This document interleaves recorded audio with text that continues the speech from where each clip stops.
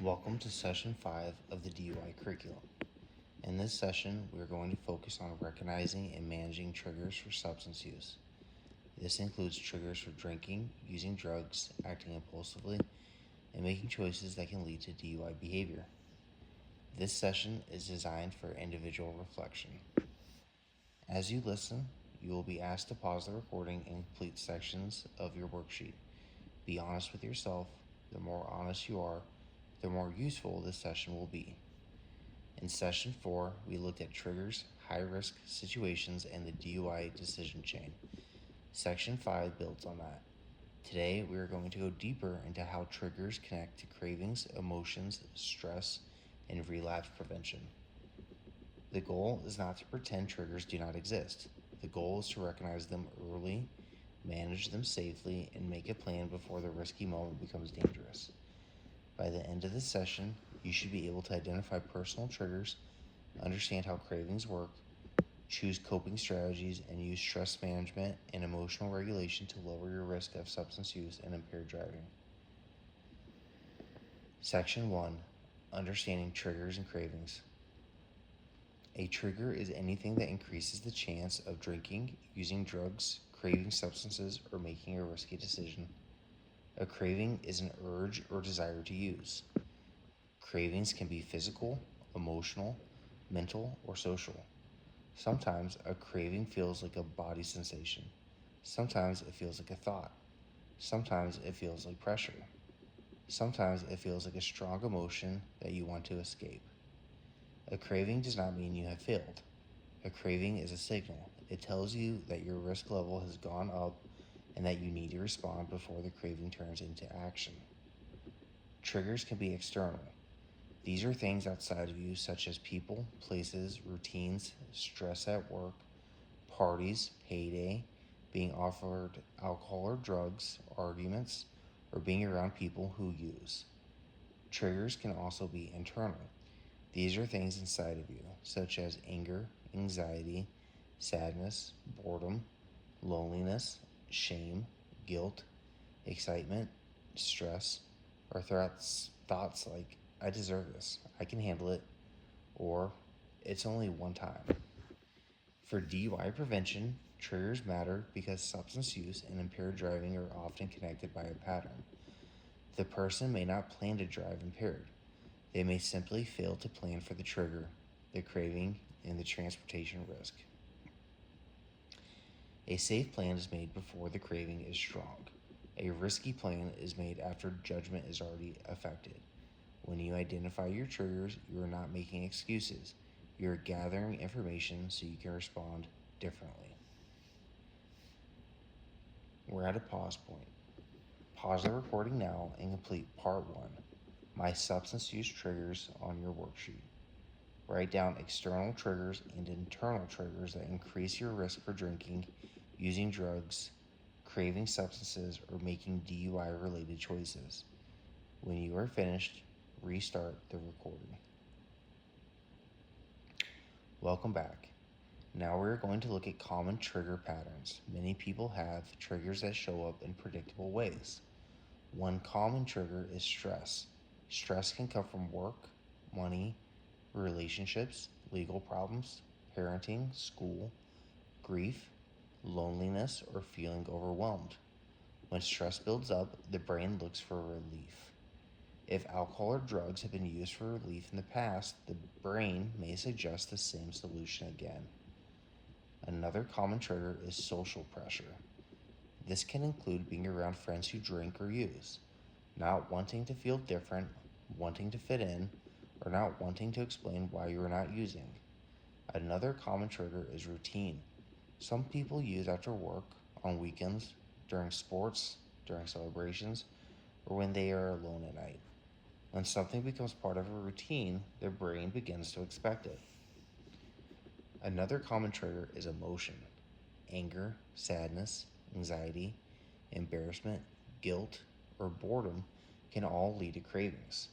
Sometimes the person is not really craving the substance itself, they are craving escape, comfort, confidence, relief, or distraction. Another common trigger is overconfidence.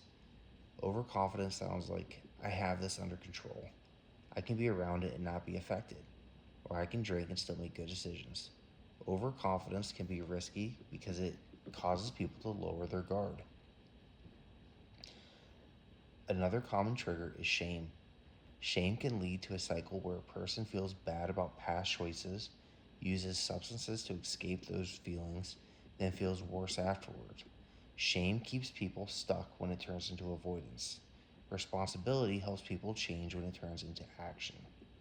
As you think about your own life, look for patterns. Do your cravings show up at a certain time of the day, around certain people, after arguments, when you are bored, when you get paid, when you are lonely, when you feel judged? These patterns are important because they show you where to focus your prevention plan. We're at a pause point. Pause the recording now and complete part 2, my trigger patterns on your worksheet. Identify when your triggers usually show up, who or what is usually involved, and what the trigger is really asking for.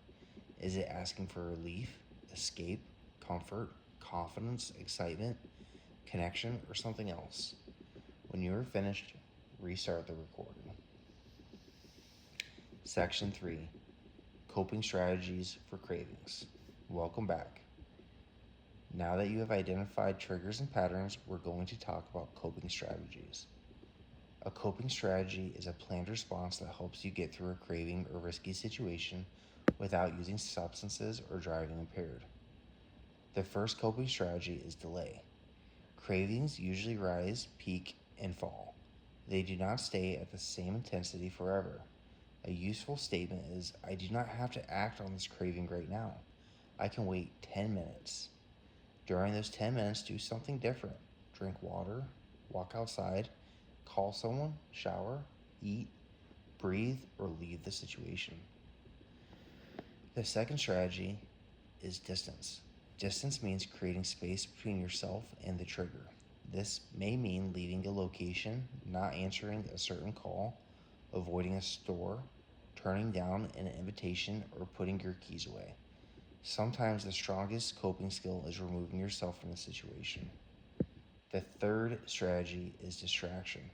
Distraction is not avoidance when it is used in a healthy way. It gives your brain time to calm down. Healthy distractions can include exercise, cleaning, music, a cold drink, a movie, prayer, reading, working on a task, playing with a pet, or calling a safe person. The fourth strategy is connection. Isolation increases risk. Connection lowers risk. Calling someone before a craving becomes strong can interrupt the pattern. You do not have to give a long explanation. You can say, I'm having a rough moment and I need to talk for a few minutes. The fifth strategy is replaceable. If substance use was meeting a need, you need a safer way to meet that need. If the need is stress relief, use breathing exercise, or prayer. If the need is connection, call someone safe. If the need is fun, plan sober activities. If the need is confidence, practice self-talk and boundaries.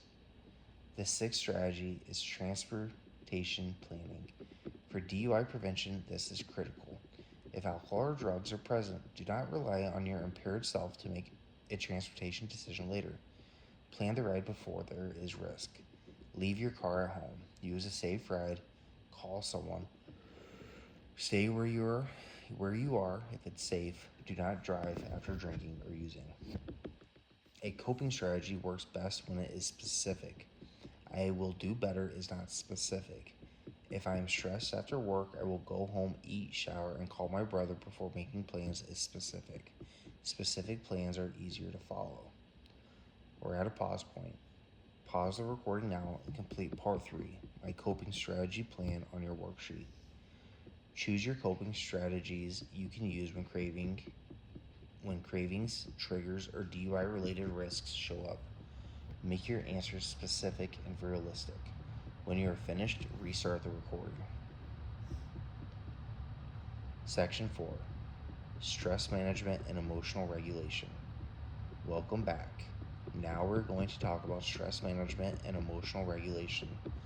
Stress management means lowering lowering your overall stress level before it turns into a crisis. Emotional regulation means noticing emotions, naming them, calming your body, and choosing a response instead of reacting impulsively.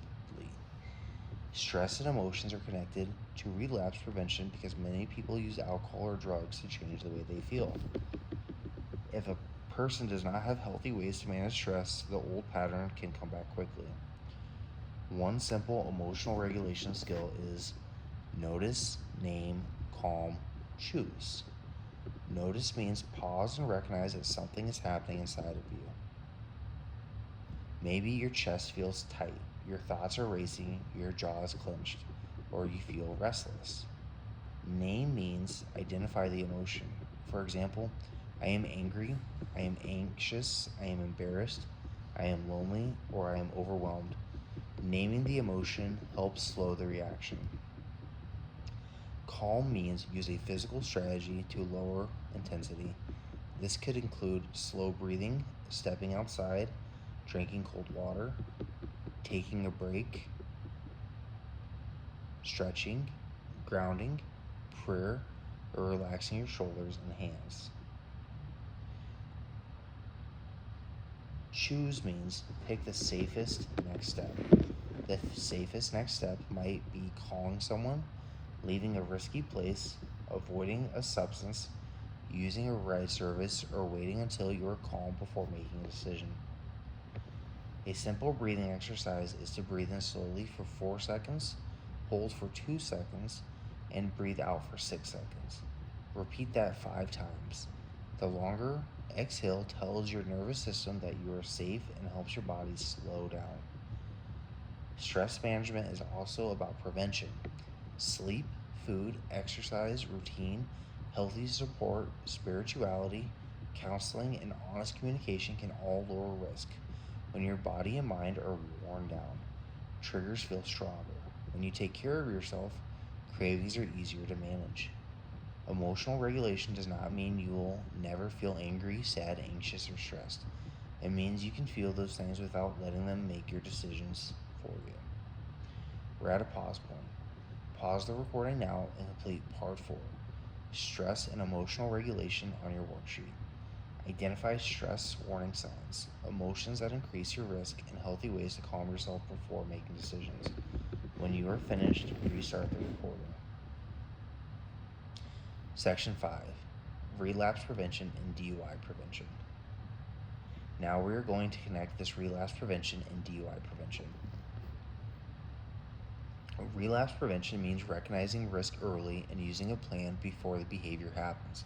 It is not only about avoiding alcohol or drugs, it is about understanding the pattern that leads back to use.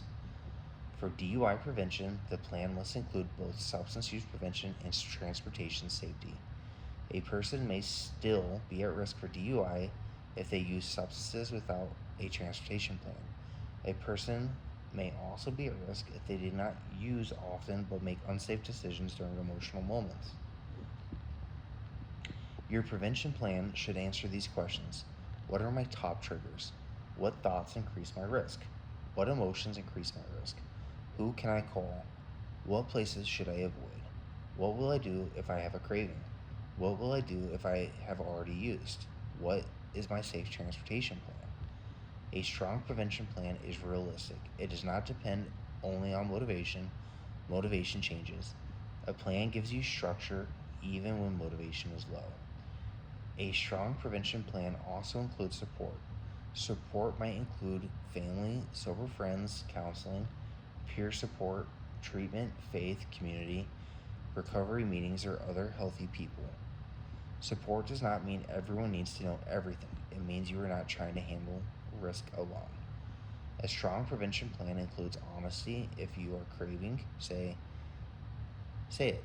If you are struggling, admit it early. If you are in a risky place, leave. If you have used, do not drive. If you need a ride, ask for one. You do not have to solve your whole life in one moment. You only need to choose the next safe step. The next safe step may be pause, breathe, leave, call, wait, drink water, ask for help, schedule counseling, avoid a person, avoid a place, or choose not to drive. Every time you choose the next safe step, you weaken the old pattern and strengthen a new one. We're at a pause point. Pause the recording now and complete part 5, my relapse and DUI prevention plan on your worksheet. Write your top triggers, support people, coping steps, and safe transportation plan. When you are finished, restart the recording for the closing. Welcome back. Today you focused on recognizing and managing triggers for substance use and DUI behavior. You identified external triggers, internal triggers, craving patterns, coping strategies, stress warning signs, emotional regulation skills, and prevention steps. The main point of the session is that triggers do not have to control your choices. A craving is a warning sign, not a command. A strong emotion is a signal, not an order. Stress is something to respond to, not something that has to lead to substance use or impaired driving. Your job is to recognize risk early and choose the next safe step. This week, pay attention to your triggers. When you notice one, pause and ask yourself, what am I feeling? What am I needing? What is the safest next decision? Remember the skill: notice, name, calm, choose. Notice what is happening, name the emotion or trigger, calm your body, choose the safest next step. That is how you manage triggers.